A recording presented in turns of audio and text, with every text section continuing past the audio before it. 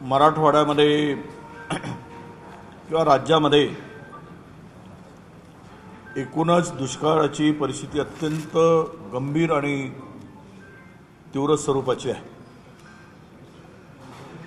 मुळात राज्यामध्ये 73% एकूण दुष्काळाची परिस्थिती आहे, दुष्काळ आहे।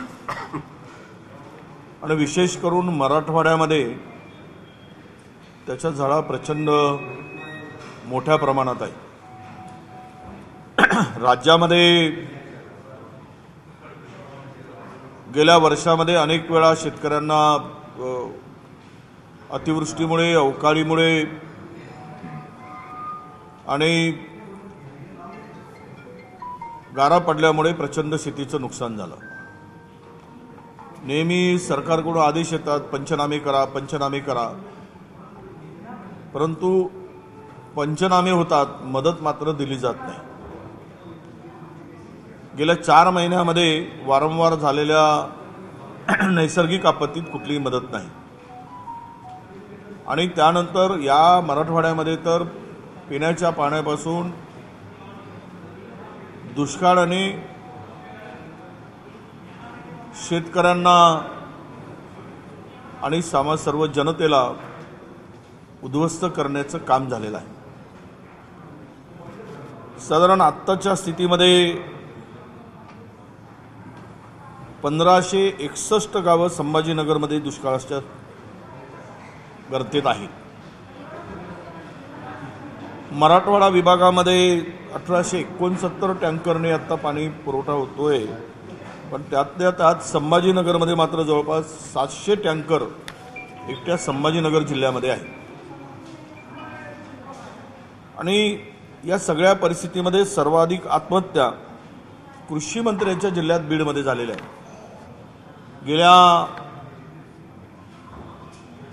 आपण पाहिलं तर गेल्या 3 महिन्यामध्ये 267 शेतकऱ्यांनी आत्महत्या केल्याचा रिपोर्ट आहे। हा मराठवाड्यात सर्वाधिक शेतकऱ्यांच्या आत्महत्या झालेल्या 3 महिन्यामध्ये आपल्याला पाहायला मिळतात। हे एक राज्याचं दुर्दैव आहे आणि शासनाचं अपयश आहे असं मी मानतो। मुळात अनेक भागामध्ये आता पिण्याचं पाणी मिळत नाही, 15-15 दिवस मिळत नाही। ही परिस्थिती पाहण्यासाठी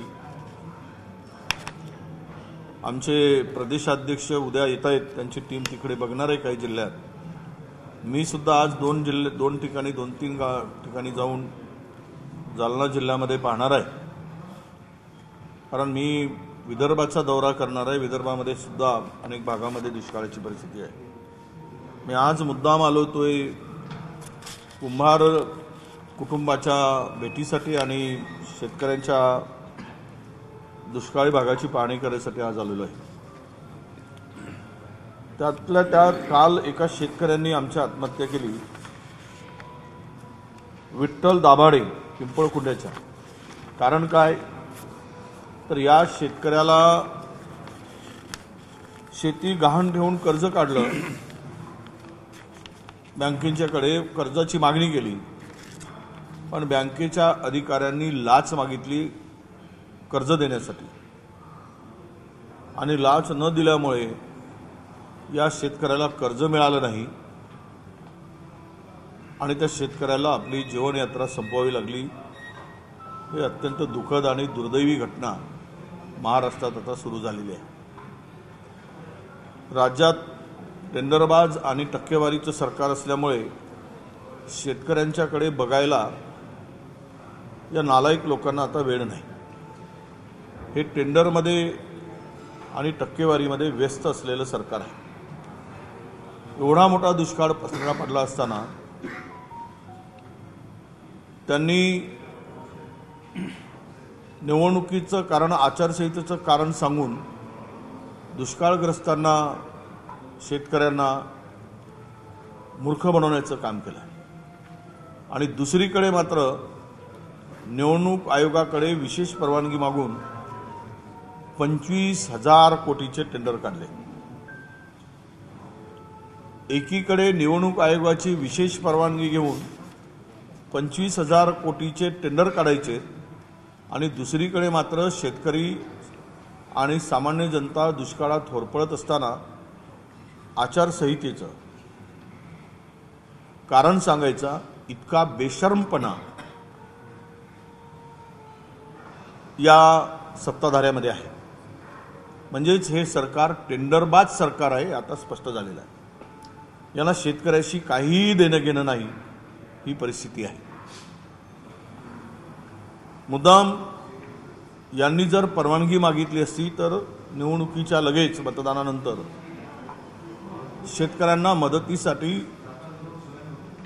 निवडणूक आयोगाकडून परवानगी सहज मिळाली असती. पण त्यांना ती मदत करायची नाही आहे, हेच यातून स्पष्ट होत आहे. या 4 महिन्यामध्ये अनेक भागामध्ये गारा पडल्या, अवकाळी पाऊस आला, त्यातूनही होतं थोडं बहुत होतं, तेही नुकसान झालं. विशेष करून सोयाबीन उत्पादक शेतकरी हा उद्ध्वस्त झाला. 2013 मध्ये 4,500 रुपयाचा जो दर होता, तो 10 वर्षांनी सुद्धा शेतकऱ्याला आपलं सोयाबीन 4,000 रुपयांनी विकावं लागलं. यापेक्षा दुर्दैव असू शकत नाही. ज्या पंतप्रधानांनी देशाला शेतकऱ्याला सांगितलं की आम्ही तुमच्या शेतमालाला दीडपट भाव देऊ, MSP देऊ, हमी भाव देऊ, पण शेतकऱ्याला कुठेही सोयाबीनच्या शेतकऱ्याला हमी भाव मिळाला नाही. कापूस आणि सोयाबीन हे दोनही शेतकरी या सरकारच्या नाकर्तेपणामुळे केंद्र आणि राज्याच्या जे काही उत्पन्न झालं त्याला सुद्धा ते दर मिळू शकला नसल्यामुळे आता शेतकरी खरीपाचा हंगाम कसा करेल या विवंचनेमध्ये आहे. बँका कर्ज देत नाही आणि दुष्काळाच्या छायेमध्ये आता पिण्याचं पाणी मिळत नाही, अशी परिस्थिती आता आहे. म्हणून आम्ही सर्व माहिती घेऊन तो अहवाल सरकारकडे आणि विभागीय आयुक्ताकडे देणार आहोत. पण आमची मागणी आहे, आमच्या जाहीरनाम्यामध्ये आम्ही स्पष्टपणे उल्लेख केलेला आहे की आमचं सरकार आलं तर आम्ही देशातील शेतकऱ्यांचं संपूर्णतः कर्ज माफ करणार आहोत. पण राज्यातील सरकारला शेतकऱ्याची ही व्यथा बघताना आमची मागणी असणार आहे राज्य सरकारकडे की त्वरित या सर्व शेतकऱ्याची संपूर्ण कर्जमाफी करावी. मोफत बियाणे त्वरित उपलब्ध करून द्यावेत. विद्युत बिल माफ करावे आणि जे काही कर्ज वसुली आहे त्याला त्वरित स्थगिती द्यावी, ती थांबवावी. आणि आज माणसाला टँकरनी पाणी पुरवठा होतोय माणूस पिण्यासाठी, पण जनावरांना मात्र पिण्याचं पाणी मिळत नाही, चारा मिळत नाही. त्यामुळे जनावरांसाठी चारा पाणी छावणीऐवजी दावणीस उपलब्ध करावा. छावणीमध्ये देऊन उपयोग नाही, तर जिथे जेवढे जनावर आहेत त्या शेतकऱ्यांना थेट चारा आणि पाणी उपलब्ध करण्याची आवश्यकता आहे. या टँकरमध्ये सुद्धा मोठ्या प्रमाणात गोंधळ चालल्याची तक्रार आमच्याकडे आहे. जिथे 4 टँकर पोहोचायला पाहिजे तिथे 2 टँकर पोहोचतात. GPS ही मोटारसायकलला लावून मोटारसायकल फिरवली जाते आणि 2 टँकरचे अतिरिक्त पैसे भ्रष्टाचारामध्ये संगनमताने अधिकाऱ्यांच्या आणि शासनाच्या खिशात जात आहेत, अशी गंभीर तक्रार आमच्याकडे आहे. म्हणजे पिण्याच्या पाण्यासाठी जनता टाहो फोडत असताना सुद्धा तिथून सुद्धा टक्केवारी वसूल करण्याचं काम या नतभ्रष्टांच्याकडून होत आहे. याचाच अर्थ हे कुठल्या लायकीचे आहेत हे आता स्पष्ट होत आहे. म्हणून या ज्या काही मागण्या आहेत त्यामध्ये मनरेगाच्या सवलती आपण करा, त्यामध्ये सूट द्या आणि त्याचं काम आपण त्वरित सुरू करा, ही सुद्धा या ठिकाणी मागणी आहे. मला दुःख आहे की जलयुक्त शिवार नावाची योजना आणली. लाखो करोडो रुपये खर्च केलेत, फार गाजावाजा केलाय आणि दुष्काळातून आम्ही राज्याला बाहेर काढू अशी घोषणा केली। पण आज मात्र संपूर्ण राज्य दुष्काळाच्या आणि पाणी पिण्याच्या पाण्याच्यासाठी भटकतो आहे। हे या योजनेची विफलता आहे, ही फसवी आहे, हे आता स्पष्ट झालेलं आहे। दुसरा विषय, एका जमीन बळकवणाऱ्या मोठ्या ज्याला हाव आहे जमिनीची, लोकांच्या जमिनी बळकवून ताबा मिळवणं हा ज्यांचा धंदा आहे, असे मंत्री, केंद्रीय मंत्री यांनी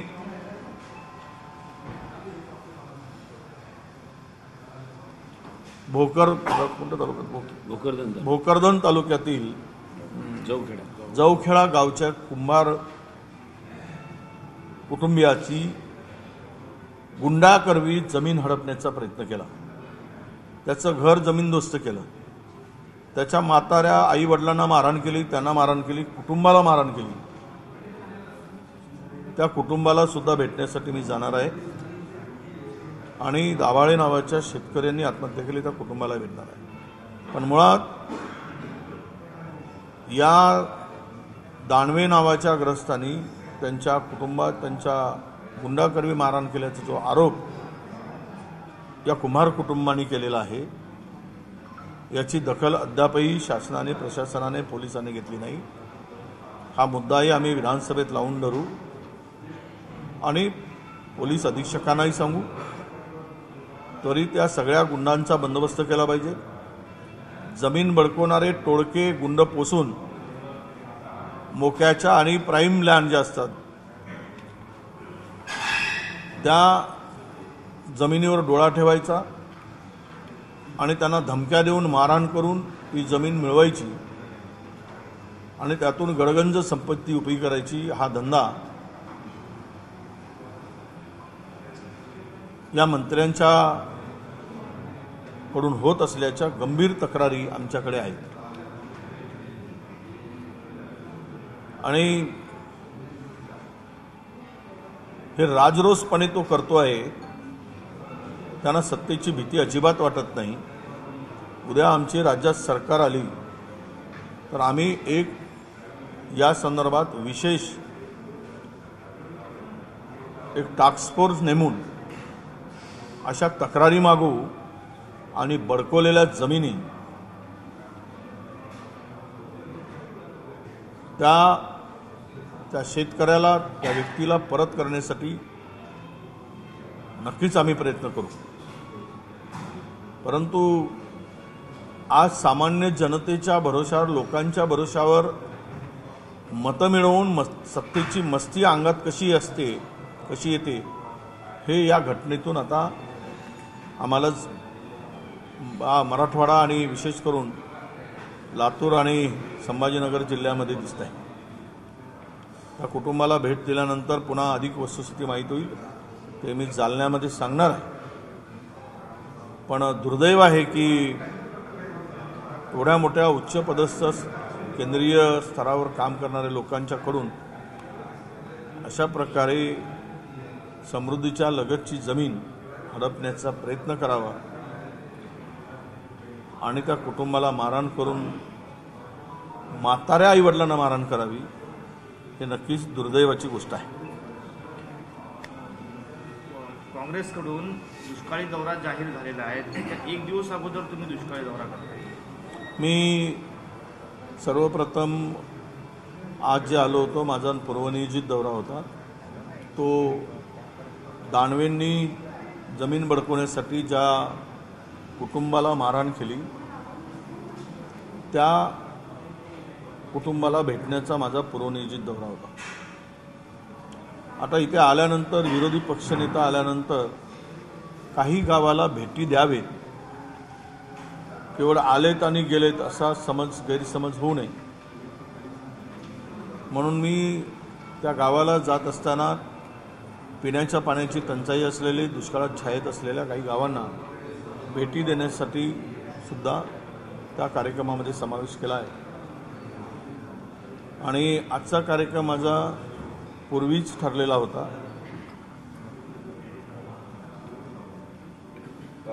तुम्ही अशी एक मागणी केलेली आहे की कर्जमाफी करावी, बियाणे मोफत द्यावं, सोबत तुम्ही असं म्हणाल की वीज बिल पण माफ करावं किंवा त्याची वसुली करू नये. पण त्याच्या पलीकडे जाऊन आता पेरणीसाठी कर्जासाठी शेतकरी बँकेच्या दारात आहेत, पण त्या बँका देत नाहीत. त्यांचं असं म्हणणं आहे की पुन्हा कर्जमाफीचं ओझं आमच्यावर पडेल आणि मग या शेतकऱ्यांना परत वसुलीसाठी अडचण होईल वगैरे वगैरे सगळं.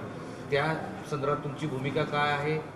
तुम्ही सरकारकडे ते कसं मांडणार आहात आणि त्यासाठी काय करणार आहात? नाही, कर्जमाफी आम्ही सांगितलं की बँकांची वसुली जी आहे, सक्त वसूल बँकाकडून जी वसुली आहे ती त्वरित थांबवावी ही मागणी केली आम्ही. आता विषय काय झाला आहे की शेतकऱ्यांना दोन्ही करून मार्ग कसं पडतो आहे.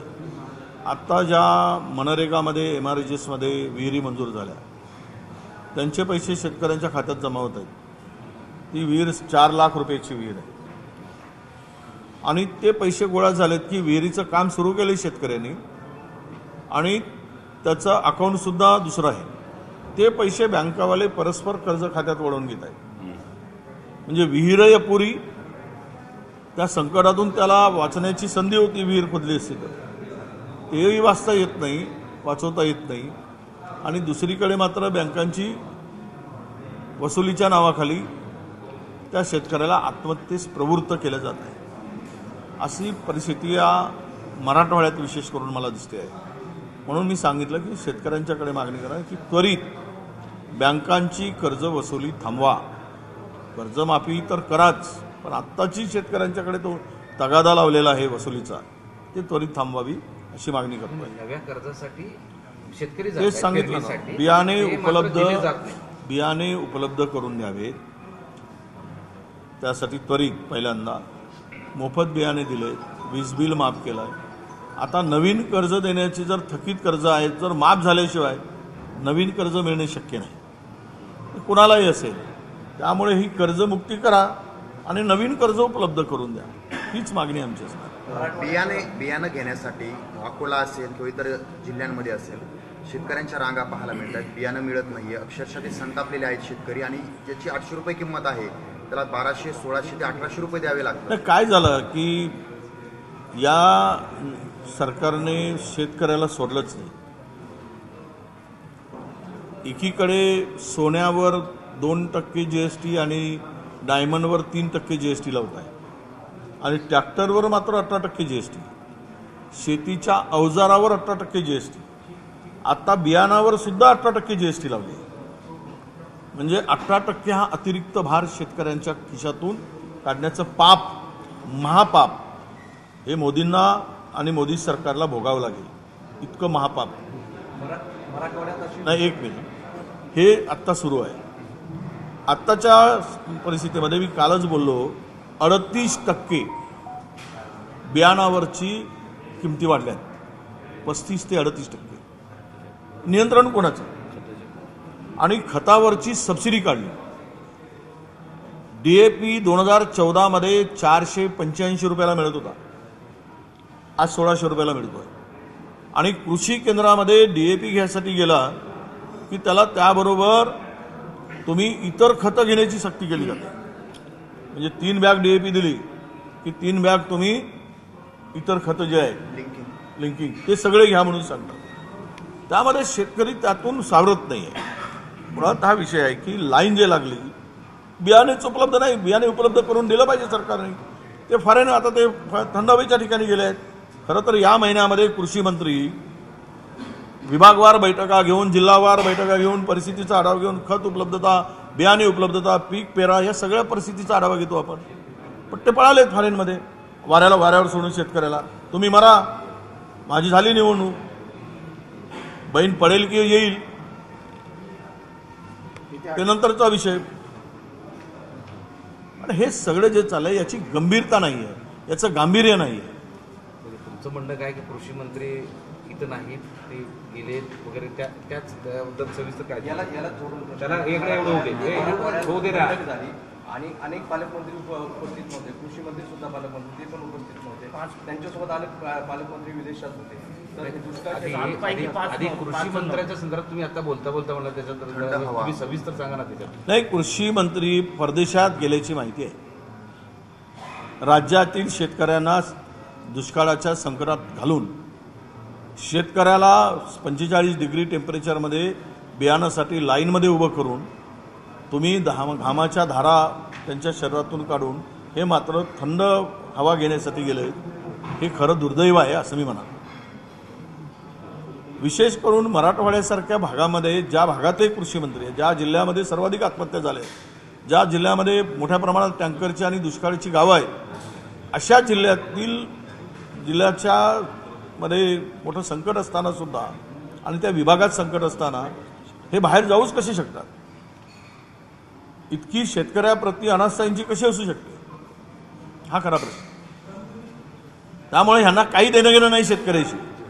तुम्ही मरा वाचा काय करा, म्हणजे तुमच्या विभागीय बैठकीला मंत्री उपस्थित राहत नाही. कशाला झक मारायला मंत्री झालात तुम्ही? म्हणून जनता यांचा बंदोबस्त करेल. इतकी मस्ती आली आहे सत्तेची, टक्केवारी खायची, की राज्याला लुबाडण्याचंच काम आहे. लुबाडण्यात व्यस्त आहे. आपले धंदे इस्टॅब्लिश करा, लुटा, जेवढं लुटता येईल तेवढं लुटा. पुण्याच्या एक्सप्रेस, पुण्याचा रिंग रोडसाठी 36% ते 49% अभाव काम दिलंय आणि ते अभावचे पैसे तिघेही पुणेकर, बारामतीकर, ठाणेकर वाटून घेत आहेत.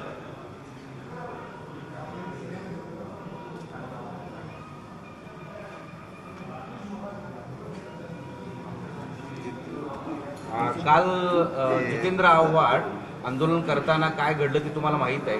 त्याबद्दल तुमचं काय म्हणणं आहे, तुमची काय भूमिका? नाही, जितेंद्र आव्हाड हे पुरोगामी विचाराचा एक सच्चा पाहिजे. बाबासाहेब आंबेडकरांच्या विचारधारेला मानणारा कार्यकर्ता म्हणून अनेक वर्ष आम्ही त्यांना बघतो आहे. जे मनुस्मृती जाळण्याच्या ओघात त्यांच्याकडून बाबासाहेबांच्या फोटोसुद्धा फाडण्याचं काम फाडताना आम्हाला ते दिसलं आहे. ते मला वाटतं की ते जाणून बुजून केलेलं नाही आहे. त्या छायाचित्रातून दिसत आहे. त्याच्या संदर्भात भारतीय जनता पक्ष मनुस्मृतीवाले बाबासाहेबांचा अपमान केला म्हणून टाळं फोडत आहे. बाबासाहेबांचा अपमान कोणीही देशातील नागरिक सहन करू शकत नाही. पण ज्यांना बाबासाहेबांना या देशाचे कायदा मंत्री होण्यापासून अडचण होती, विरोध होता, ती लोक, मनुवादी लोक बाबासाहेबांचा अपमान झाला म्हणून म्हणतात. ते हृदयातून म्हणतात की मनातून म्हणतात, की पोटातून म्हणतात की ओठातून म्हणतात, हा खरा प्रश्न आहे. मला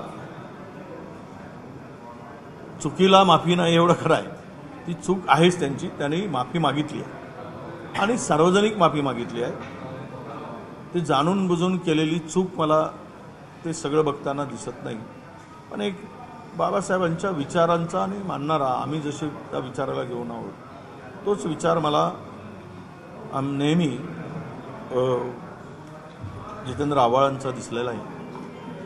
पण झालेली चूक मात्र ती स्पष्ट दिसते आहे.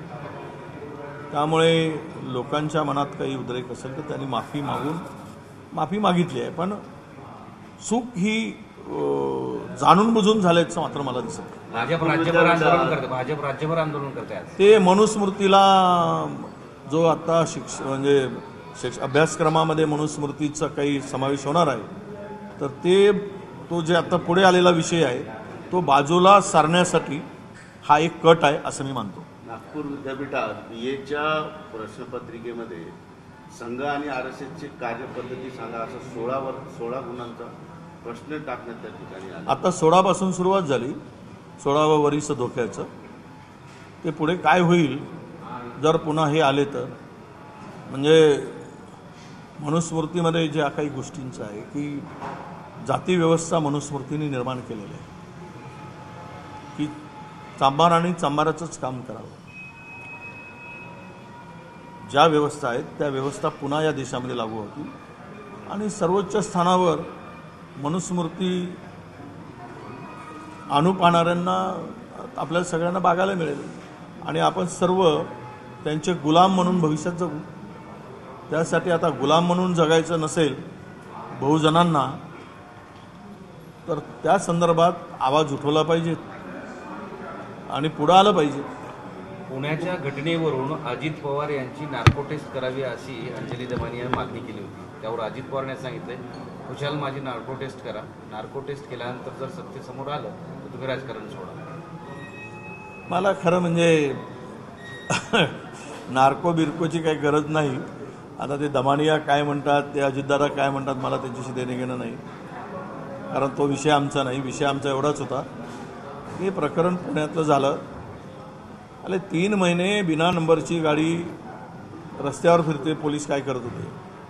घटना घडल्यानंतर 8 तास गुन्हा दाखल होत नाही, त्यांचे ब्लड सॅम्पल तपासले जात नाही अल्कोहोलिक आहे की नाही, आणि त्यांचे रक्ताचे नमुने बदलले जातात. हे सगळं आपण त्या ठिकाणी पाहिलं आहे आणि त्यामध्ये पोलीस आणि आरोग्य विभाग ही कुठल्या तरी दबावामध्ये ते काम करत होते हे आता स्पष्ट झालेलं आहे. आणि त्यामध्ये कोणाकोणाचा सहभाग होता, कोणाकोणाचे फोन होते, तर ते आमदार सुनील टिंगरे नावाचे आमदार होते, त्यांचे फोन होतेची माहिती आहे. त्यांचा काही दबाव होता आणि त्यामध्ये त्याच कालावधीमध्ये अजितदादांनी सुद्धा फोन केला, त्यांनी ते कबूलही केला.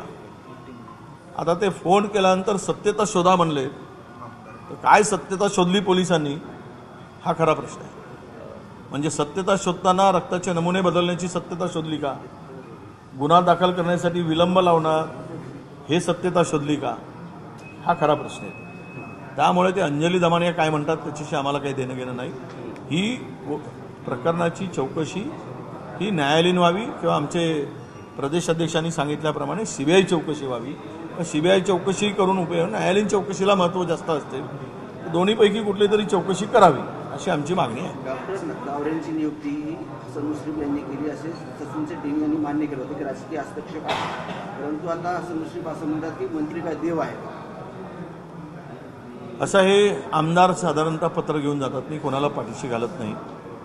त्यावेळेस मंत्री त्या बदलीला मान्यता देतात किंवा त्याला कारवाई करतात. पण मुळात आता अलीकडे काय झालं की गेल्या 10 वर्षामध्ये आरोपींना पाठीशी घालण्याचं कामच सुरू झालं. खरं तर ससूनसारख्या मोठ्या हॉस्पिटलमध्ये जे डॉक्टर पाहिजेत, कारण ते एक पुणेकरांसाठी फार मोठं एक गरीब सामान्य माणसासाठी सेवेचं स्थळ म्हणून मानलं जातं. पण त्यामध्ये तो तावरेला तत्कालीन आरोग्य संचालक म्हैसेकर साहेब यांनी तर निलंबित करा म्हणून प्रस्ताव दिला होता. त्यानंतर त्यांच्या बदलीचा प्रस्ताव मंत्रालयात गेला 16 अधिकाऱ्यांचा, त्याच्यामध्ये तावरेंचं नाव होतं. CMO ऑफिस शिंदे साहेबांच्या ऑफिसनी कोण OSDI माहीत नाही, पण त्यांनी त्याच्या नावाला राऊंड मारून CMनी त्यांची बदली थांबवली आणि इतर 15 अधिकाऱ्यांची बदली केली. त्या कालावधीमध्ये एक मोठा सराईत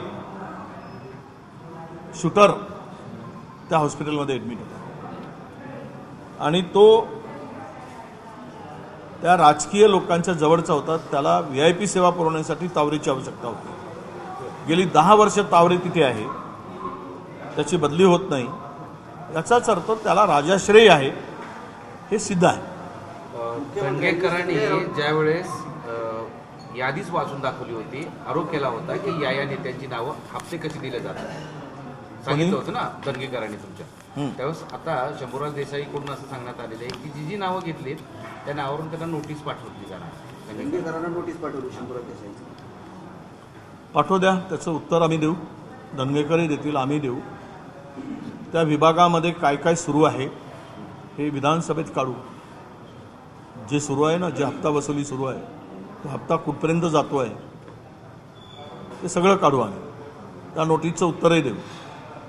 उलटा चोर कोतवाल को दाटे असा त्याचा अर्थ आहे. त्यामुळे एक आहे लास्ट हे बघा, चीन भारताच्या सीमेवर दुर्गम भागात चीनने 4 वर्षामध्ये तब्बल 624 गावं वसवलेली आहेत. 4000 स्क्वेअर किलोमीटर चीन भारताच्या हद्दीमध्ये घुसलेला आहे. 55 सर्चिंग पॉईंटपैकी 36 सर्चिंग पॉईंट चीनच्या ताब्यात गेलेले आहे. तिथे भारतीय सैनिक जाऊ शकत नाही. पण